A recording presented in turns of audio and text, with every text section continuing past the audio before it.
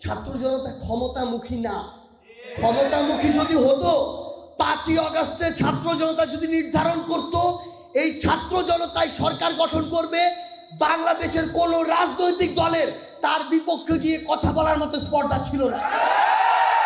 কিন্তু আমরা ওই 5ই আগস্টে বিজয় নিশ্চিত হওয়ার সাথে সাথে বাংলাদেশের সকল রাজনৈতিক দলের প্রধানদের সাথে কথা বলেছি। আমরা এই অভ্যুত্থানে ফ্যাসিস্ট বিরোধী আন্দোলনের যত অংশীদার ছিল সবার সাথে কথা বলেছি। সবার মতামতের ভিত্তিতে এই উপদেষ্টা মণ্ডলী হয়েছে। তাই আমরা এখনো আমাদের জায়গা থেকে ক্ষমতাকে দেখছি না, আমরা জনতাকে দেখছি।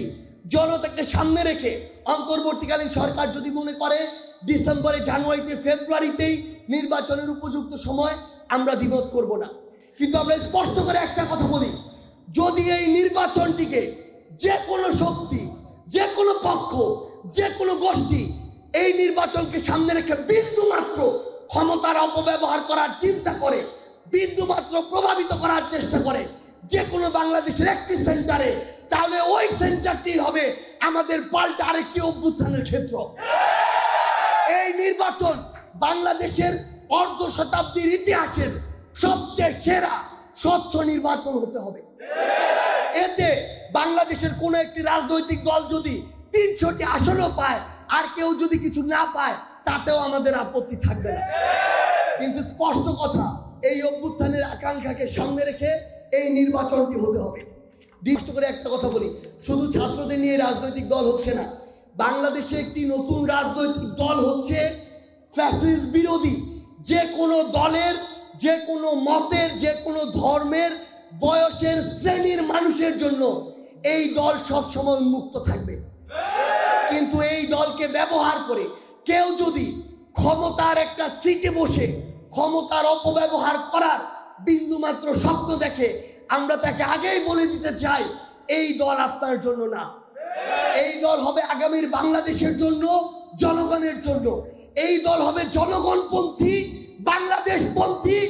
যে কোনো যারা দেশের বাইরে এবং দেশের ভিতর থেকে আমাদের উপরে বিভিন্নভাবে ক্ষমতার আগ্রাসন চালাতে চায়, এই দল হবে সেই আগ্রাসন বিরোধী।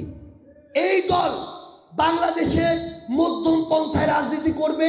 আমাদের এখন সবচেয়ে গুরুত্বপূর্ণ কাজটি হচ্ছে নতুন দল গঠন করা। আমরা আমাদের জায়গা থেকে এই নতুন দলে আমাদের অভ্যুত্থানের অন্যতম সহযোদ্ধা নাহিদ ইসলামকে আমরা আমাদের জায়গা থেকে জানিয়েছি ওই ক্ষমতার চেয়ার থেকে জনতার চেয়ারে এসে গুরুত্বপূর্ণ একটি দায়িত্ব নেওয়ার জন্য। এবং আপনাদেরকে স্পষ্ট করে বলি, মিডিয়া থেকে শুরু করে বিভিন্ন জায়গায় এমন অনেক মহল রয়েছে যারা আমাদের মধ্যে বিভাজন ঘটানোর জন্য বিভিন্ন পদের বিপরীতে বিভিন্ন জনকে বসিয়ে বিভিন্ন রকমের তথ্য বা নিউজ ছড়াচ্ছেন। স্পষ্ট করে একটা কথা বলি, যে কোনো একটা নির্দিষ্ট পদের বিপরীতে এই নতুন দলে অভ্যুত্থানের কোনো যদি 20 জন সহযোদ্ধাও থাকে, তারপরও আমাদের ভিতরে মত পার্থক্য থাকতে পারে, কিন্তু দলের প্রশ্নে, দেশের প্রশ্নে আমাদের ভিতরে বিন্দু মাত্র বিভেদ হবে না। সবচেয়ে যোগ্য একজনকে ওই পদটিতে বসিয়ে বাকিরা হয় অন্য পদে যাবে, না হয় প্রয়োজন নেই। এখন প্রয়োজন হচ্ছে কাজ করার।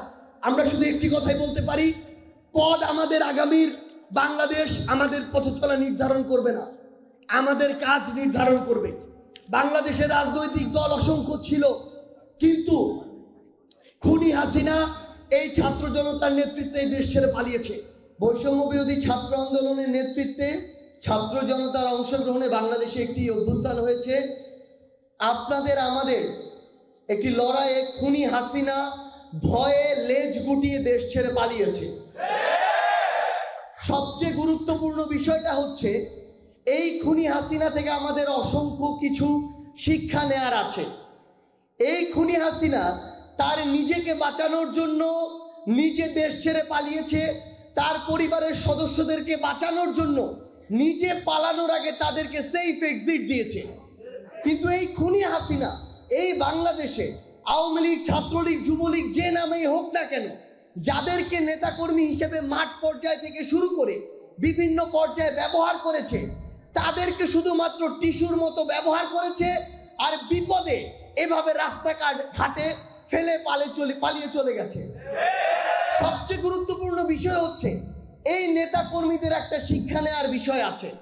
যারা আওয়ামী লীগের দোসর ছিল তারা এখন বিভিন্ন সময় আবার দেশের বাইরে থেকে ওই খুনি হাসিনা এবং তার সুবিধাভোগী যে কিছু দালাল ছিল তারা দেশের বাইরে থেকে তাদের উস্কানি দিচ্ছে। এই উস্কানিতে আবার যদি এতদিন ধরে যারা তার কথায় ব্যবহার হয়ে এসেছে তারা যদি মাঠে নামে, আলটিমেটলি বিভিন্ন অন্যায় অপকর্মের কারণে তারা গ্রেফতার হবে। কিন্তু ওই এসি রুমে বসে খুনি হাসিনারা মোদি সহ বিভিন্ন ক্ষমতাসীনদের পায়ের তলে পড়ে থাকবে আর নিজের সুবিধাগুলো আদায় করে নিবে।